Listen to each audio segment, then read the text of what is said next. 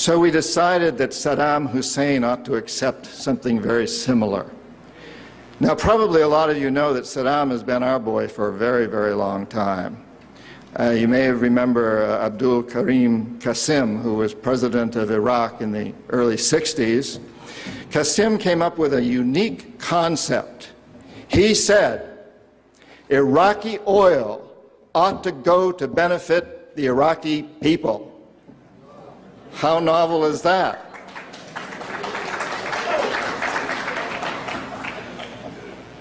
But we didn't like that very much. He began to tax the oil companies, particularly the British and some American companies, and threatened to nationalize our oil companies. And so we decided that Qassim had to go.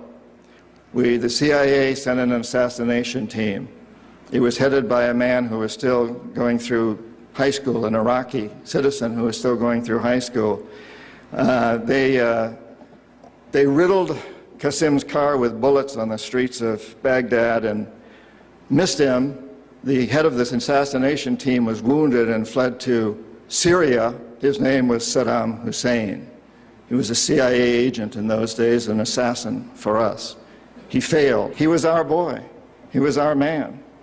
And so, and we sold him a lot of, and gave him a lot of tanks. We built him, Bechtel built him big chemical, I ought to know, my father-in-law was chief architect at Bechtel, built Saddam big chemical plants that were used, and we knew that they were used to make mustard gas and other chemical weapons that were being employed against the Kurds and later the Iranians. We knew this, but we sold him these things. You have to remember that Middle Eastern oil is the oil that's used by a great deal of Europe and China and Japan. If we control Middle Eastern oil, we control our biggest potential competitors, Japan, China, Europe.